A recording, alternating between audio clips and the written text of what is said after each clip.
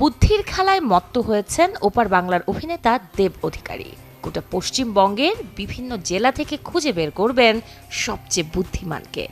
বিভিন্ন ক্যাটাগরিতে বিজয়ীদের হাতে তুলে দেবেন পুরস্কার। এই সবটাই যে তিনি করবেন দাদাগিরির মঞ্চে। প্রথমবার কোনো রিয়েলিটি শো এর সম্পূর্ণ সঞ্চালনার দায়িত্বের দেব। দাদাগিরির সাথে কলকাতার মেগাস্টারের যুক্ত হওয়ার খবর ছড়িয়ে পড়তেই শুরু থেকেই অন্য আমেজ তৈরি হয়েছে দর্শক মনে। প্রচারের স্বার্থে প্রকাশ করা হয়েছে দাদাগিরির 11তম আসরের প্রোমো, যেখানে নায়ক দেব তার সিগনেচার লুকেই ধরা দিয়েছেন। 54 সেকেন্ডের যে ভিডিওতে কখনো রহস্য কখনো অ্যাকশন লুকে নজর কেড়েছেন সবার। সাথে প্রোমোর শেষে জানানো হয় এবারের সিজনে নাকি নতুন কিছু পাবে দর্শক, আর এতেই যেন সিজন 11 নিয়ে দর্শক মনে জন্ম নিয়েছে অন্য রকম আগ্রহ। Savoy Disco. Indulgence redefined. মূলত দাদাগিরির নিয়মিত সঞ্চালনার দায়িত্বে ব্যাপক জনপ্রিয় সৌরভ গাঙ্গুলি যুক্ত হয়েছেন বিগ বস বাংলার সাথে, যে কারণে প্রশ্ন ওঠে কে করবেন এ বছরের দাদাগিরি। এর আগেও সৌরভ গাঙ্গুলির পরিবর্তে সঞ্চালনায় দেখা গিয়েছিল মিঠুন চক্রবর্তীকে। তবে এবছর অনুষ্ঠান কর্তৃপক্ষ বড় পরিবর্তন আর চমক হিসেবে যুক্ত করেন দেবকে।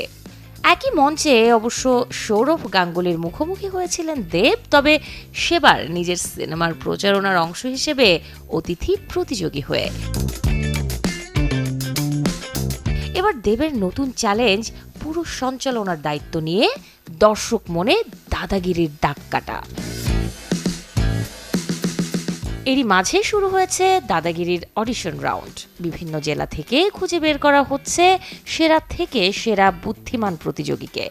শিগগিরই জি বাংলায় শুরু হবে দাদাগিরি সিজন 11 এর সম্প্রচার। তখনই দর্শক দেখতে পাবে এবারের সিজনে যুক্ত হওয়া নতুন গ্র্যান্ড সেটআপ।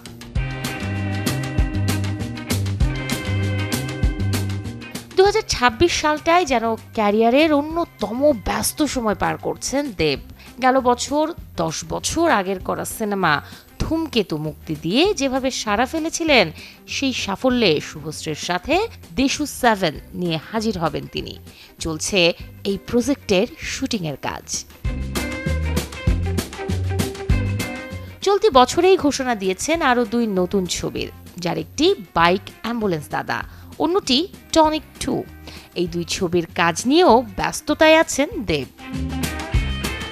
বড় পর্দার সাথে ছোট পর্দার নতুন দায়িত্ব, সবকিছু মিলিয়ে দেবের কাছে যেন দিনে দিনে বাড়ছে সবার প্রত্যাশা। এদিকে সবারই জানা নতুন নতুন চ্যালেঞ্জ নিতে বরাবরই পছন্দ করেন ওপার বাংলার এই নায়ক। Desk report, channel 24।